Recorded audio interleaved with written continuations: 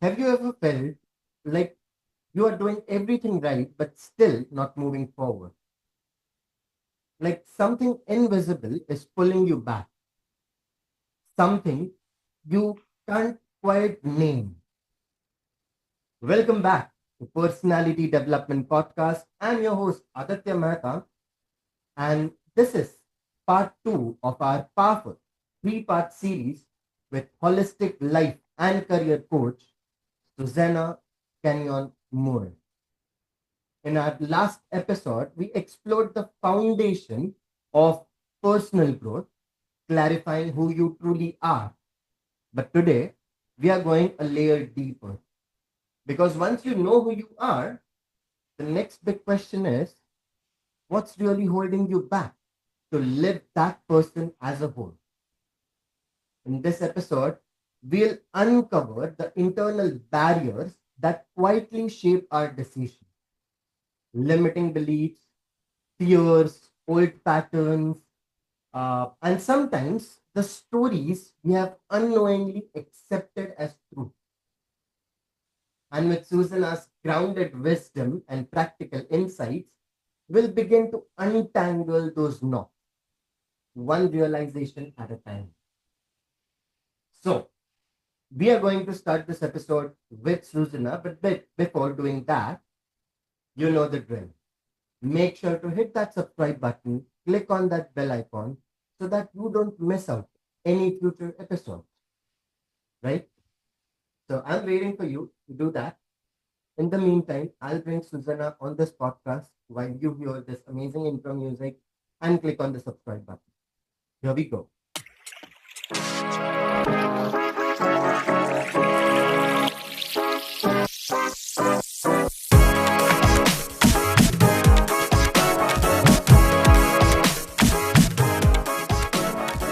Hello and welcome back to Personality Development Podcast. I'm here with Susanna-Kenyon Muir. One more time on this podcast, I would say, for the second part.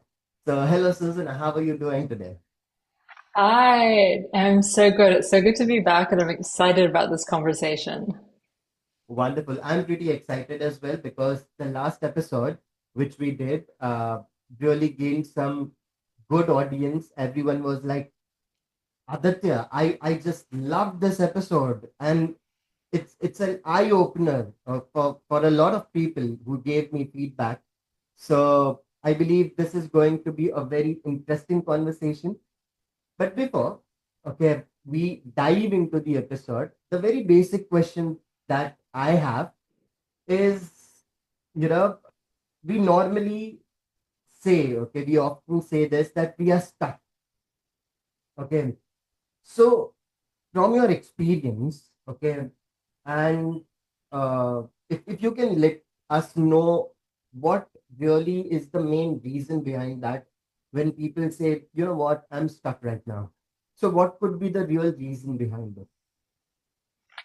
Yeah, well, so it actually comes down to two things, and this is why I'm excited about this conversation today, because when people say that they're stuck, it's either because they have a lack of clarity and they don't know what they want. So they find themselves in a crossroads because maybe they've been in a job for 10 or 20 years, and then they get to a point where they're like, I don't love what I do, but I don't know what else to do. So they feel like they're stuck. Um, or the other bucket, which I tend to find is also, and that's going to be what we talk about today, is they know what they want and they know what their next step is, whether it's in their career or life, but there's something holding them back. And that could be a fear, it could be a limiting belief, and where someone said, you're never going to surmount to anything, or you're too old, or you don't have the skills, or you don't have the money or the time. Um, or there's a lack of confidence. And so they feel stuck as a result of that.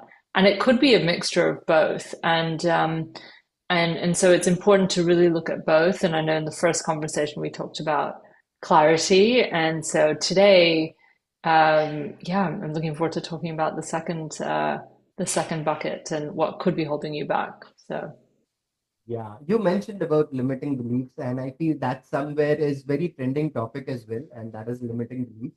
mm, Okay, because you know I mean, the people who are somewhere following the old patterns. Then there are some people, who get influenced by others that, what, this is not going to happen. If this would have been a possibility, many more people would have done that.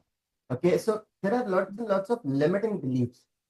And maybe I'm not able to explain what limiting belief is. So if the first thing what you can do is explain what is limiting belief, and also how can a person recognize that he's making decisions on those limiting beliefs as well. Yeah. So such an interesting point. So I'm going to answer your first question. A limiting belief is a belief that you cannot do something or have something. So it is, for example, I am too old, or don't have enough money, I don't have enough time, I don't have enough resources, I don't have the skills, I'm not pretty enough, I'm not young enough. Like it's whatever, it's the opposite of confidence. Confidence is a belief that you can have or do something. It is a trust in yourself. A limiting belief is not trusting yourself. It's not believing that you can. And it typically stems from something that has happened in your life, typically from childhood, because that's when your brain is still the most malleable and is in your subconscious. So up until the ages of 12, we are in different levels of subconsciousness, meaning that your brain as a child acts as a sponge. So whatever children see in front of them, they create imprints in their brains, and then their subconscious mind holds on to that. Now, what's interesting about this is that 95% of our adult brain is operating on a subconscious level, meaning that every day when you and I are doing things, only 5% is conscious. The rest of the 95% is subconscious or unconscious. So we're kind of running on autopilot, and that autopilot is based on our beliefs. So if someone told you when you were younger that you're never going to surmount to anything, or you'll never be rich, or you're not good enough, or you have to work hard to be successful, as a child, you're just going to remember that memory unconsciously. And so when it comes to your mid 40s or in your 30s, and you think like, I hate my job and I want to do something else, but in the back of your subconscious mind, you've been told you're never going to be good at, you're not good enough, or you're not built to be rich, or you don't have the money and you have a scarcity mindset. Whatever that limiting belief is, it's going to be very difficult, or you're going to believe that that's not available to you, and that is a limiting belief. Hmm. And how does it, you know, subconsciously make a decision in your life as well? Because most of the times these things make a decision that, what, I'm not going to do it. It's not going to work out. You mean how has it impacted my life? Limiting beliefs? Not really. The thing is how it impacts others people's life who are thinking that way. And also you can give your example as well. Like what was your limiting belief in the past, and Mm. how it actually impacted your decision making skills as well, based on the limiting belief that you have. Mm.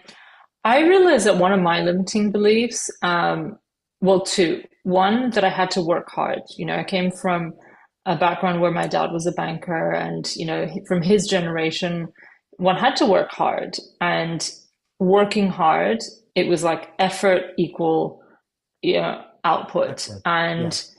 Yeah. And so I almost created that belief. And I can see even in my business sometimes I will slog at things that, you know, I can see, for example, that actually if creating wealth and freedom is important to me, there are other ways that are much easier, that if I invested my time in that, then I would be able to increase my wealth, and so I'm working on that belief now. But because I've come also from a corporate environment for 17 years, where you work in this corporate construct and you're working 9 to 5, so to say. You are given tasks, you execute them. And so I've come from that mentality as well, where there's this belief system that I have to work the hours, Mm. right? Whereas like now that I'm an entrepreneur and I do my own thing, I'm actually realizing that like that you can create wealth and money through many different ways where it doesn't have to be hard.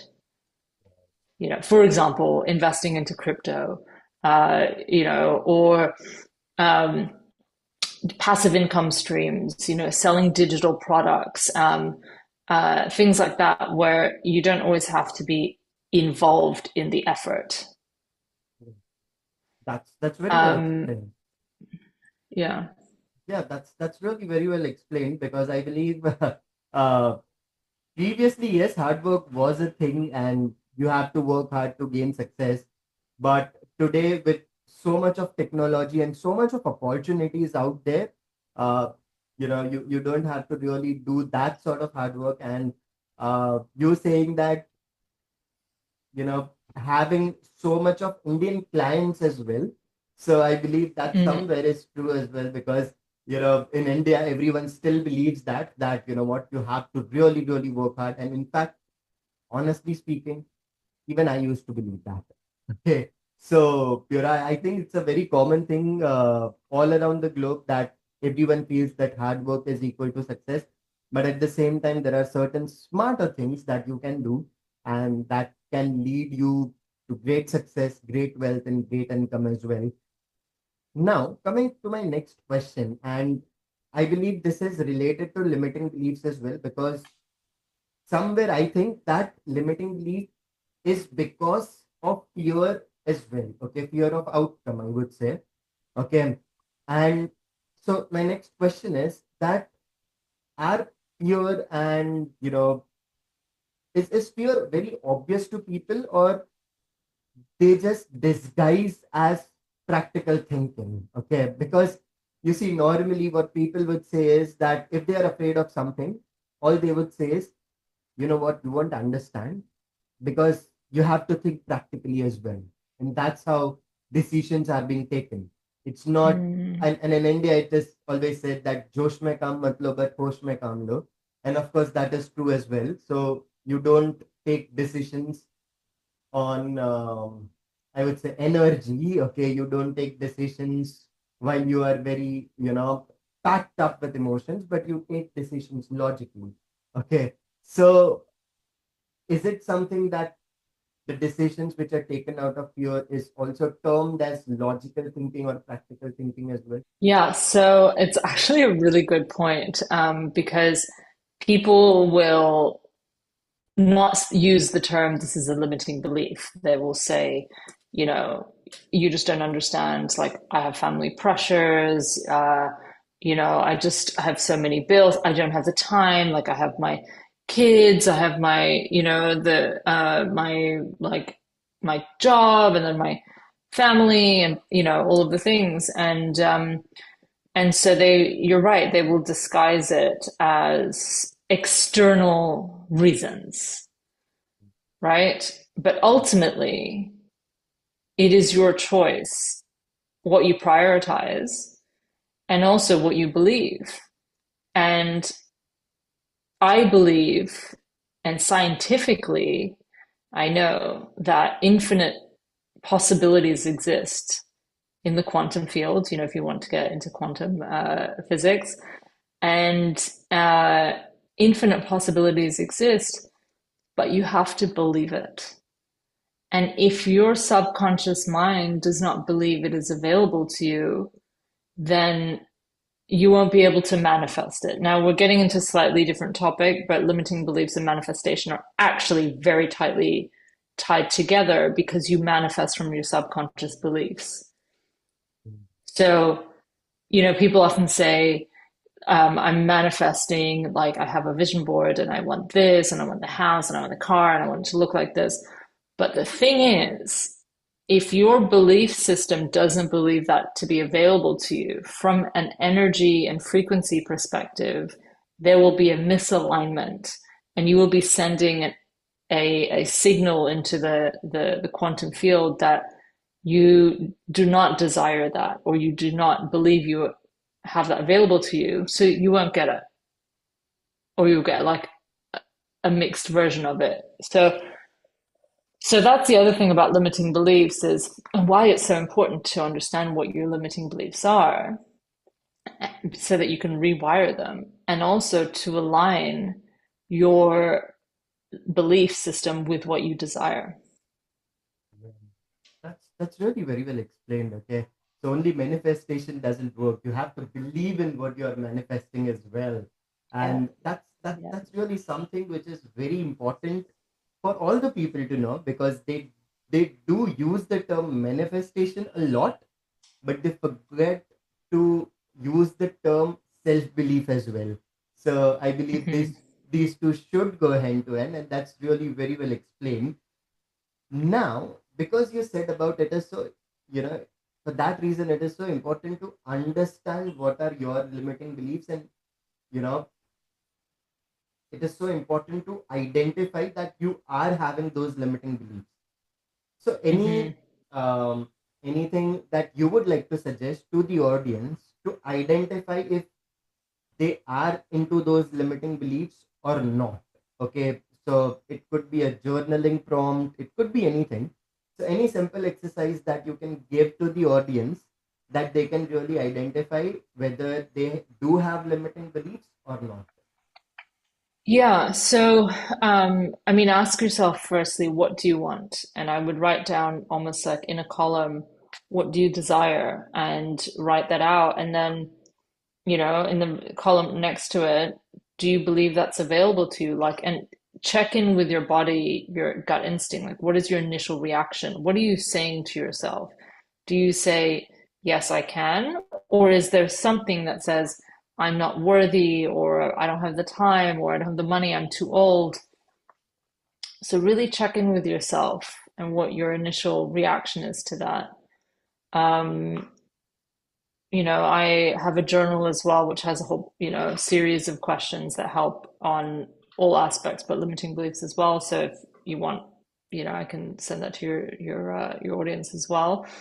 But that would be my recommendation, to write down in a column what you want and then what's coming up for you. Do you believe that that's available to you? Well, that's pretty nice. I really like that, and I'm sure audience would love that. So, audience, all I'm going to do is mention the link in the description, and you can download that. And that's how we can go ahead. Am I right, Susanna? We can do that, right? Yeah, so I'll give you like a 50% discount code. It's 11 pounds actually. I just changed it. So it would be like £5 50. Wonderful. That's It's like definitely going 60 to help a pages of lot. exercises, so it's amazing. Wow, wonderful. So audience, make sure to buy it. Okay, she's giving us 50% off, and that's really something. Okay. So coming back to you, Susanna. Uh, so you did mention about a lot of things. Okay, and the number one thing which I believe is writing down in a journal and asking those questions to yourself, and that's really amazing. But most of the times, I don't know, especially in India or maybe all around the globe, I'm pretty biased towards India because from birth I'm living in India. So if you see that sometimes the stories we tell ourselves, we accept them as truth, okay, and we are not able to differentiate that with the actual obstacle we have, okay. Hmm. So and you are the expert over here, and you have been dealing with a lot of clients, okay. So how do you help your clients to actually differentiate between the stories they tell themselves and what the real obstacle is? Well, ultimately, everything is a story, Of course. and so you can believe whatever you want to believe. So I would go back to, what is it that you want? Do you want to be a fast runner? Do you want to break the record in running like Roger Bannister, who everyone said he wouldn't be able to run the 4 minute mile, and he did, and he proved all the doctors and all the, the critiques, the people that criticized him, and he proved that he could. And then 20,000 people subsequently proved it as well. There are so many cases of the impossible becoming possible. Hmm. So what I would say is, I mean, I say that with a bit of tongue in cheek, that everything is a story, because everything is a narrative that we create in our mind. It is. We create stories in our minds based on what we see in front of us. Hmm. So the empowering thing about that is that you can change the narrative to what you do believe, what you want to believe, change the belief, change the story, change the reality. So if you want to get a job, I hear often, and I say this with compassion, because I understand, a lot of people are saying the job market at the moment is very difficult, and you get to choose the narrative that you hear. It's the same with the news. I don't watch the news anymore because it's always negative. And if I start to believe the news, it starts to affect my energy, and it starts to affect everything. Hmm. And and I have people say to me as well, like, oh, there's so many coaches out there, like, how do you survive? And again, I get to choose what I want to focus my energy on, because there are an abundance of people that need help and want help. And most people that I speak to have never worked with a coach, which to me signifies that there's a huge opportunity.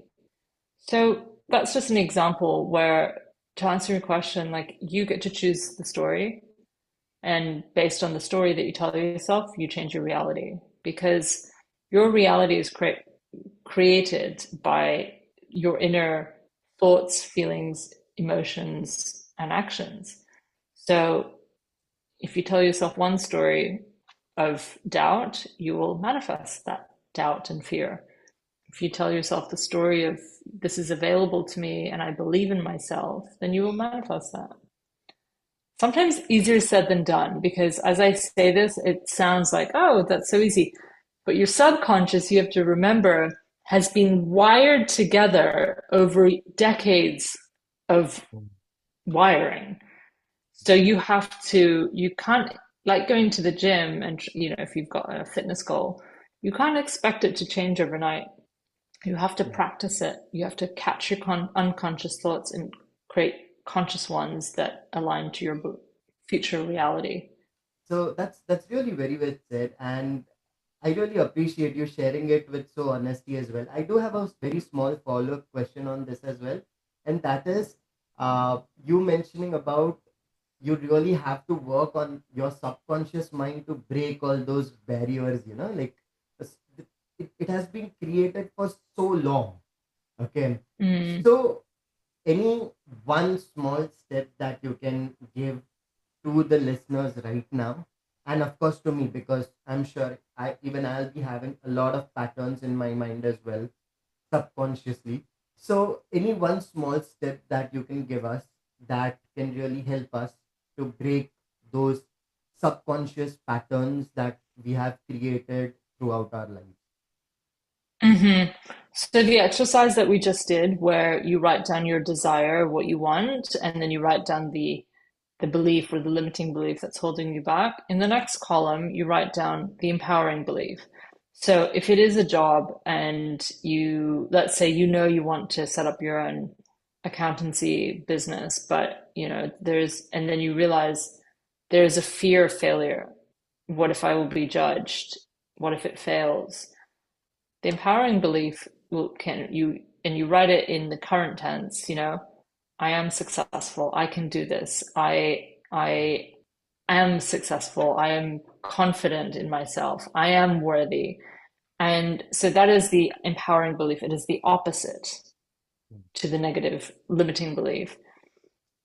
Now, a lot of people just stop there, and that is probably not going to be impactful enough.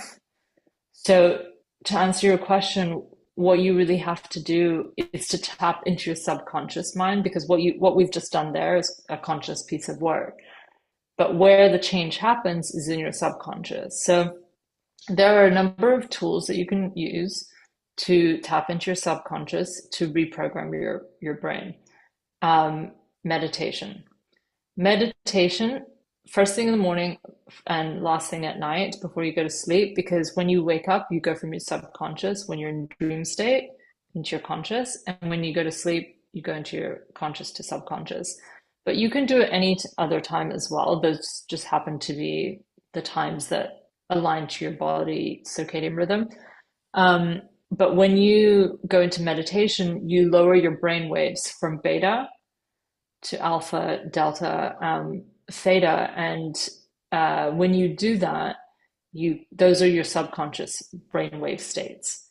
So in meditation, you can reprogram your mind to say like I am worthy, and like you are feeling into the emotions that align to that desire.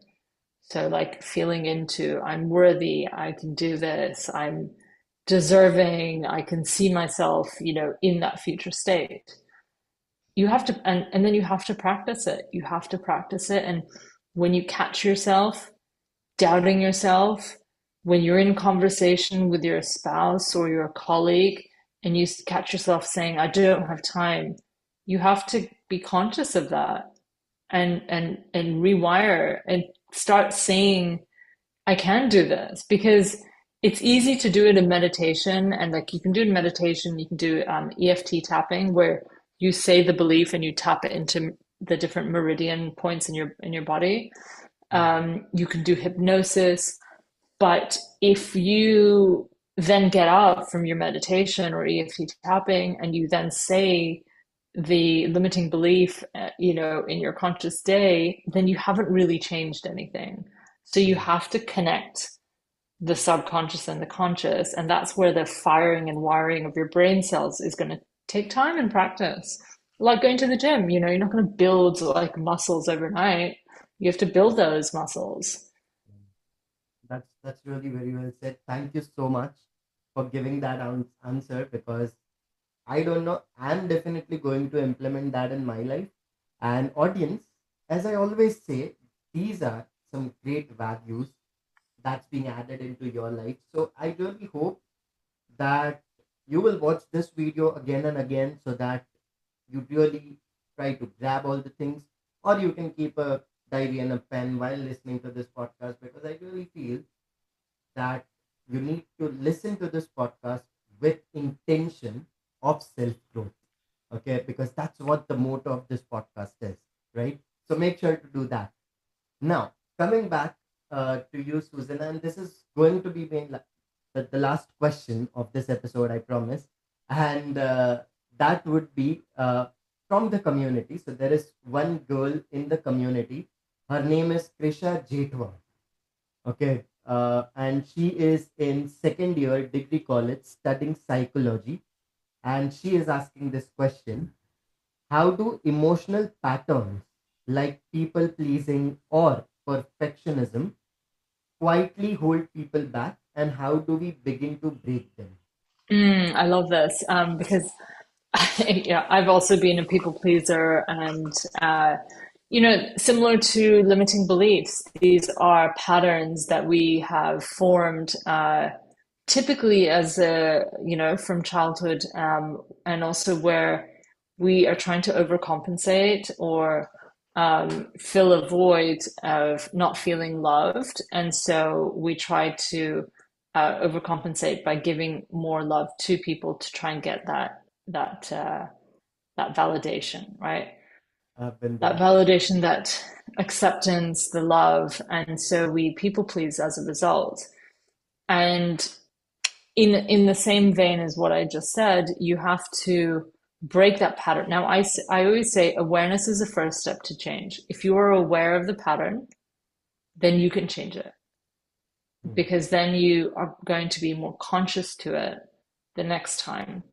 You're going to be able to check in with yourself when someone says, hey, can you do this for me? And your normal tendency would be to say yes. But then you can ask yourself and check in with your body and your mind, does this feel right? And does this feel aligned? So I think there's a little bit of a conscious activity of becoming aware of the pattern and journaling on it, writing down how you want to, that you want to set boundaries and what is within. I mean, this can take a little bit more work, but like, what are you a yes for and what are you a no for? Like, what are your boundaries? Because then that will allow you to um, be more clear when you say no.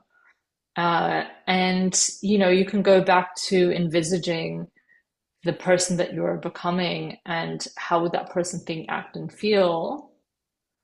And then you can use tools like meditation, EFT, hypnosis to reprogram yourself on those. Yeah. That's very well said. Thank you so much, Susanna, for answering that, and thank you so much, Trisha, for asking that question. And to all the people out there who are listening to this episode and you want to join the community so that you can ask questions to the experts of this podcast. And of course, I'll be then asking your question on your behalf to the experts. Make sure to join the community. I'll mention the link in the description. Okay, so make sure to join the community. I would love to have you, and I'm pretty excited to talk to you as well. So make sure to do that. Coming back to you, Susanna, thank you so much for really giving so much value to this podcast. I really, really appreciate it. We are going to record the part three in some days as well, and I'm really excited about that. Would you like to uncover the third episode as well, the topic of the third episode?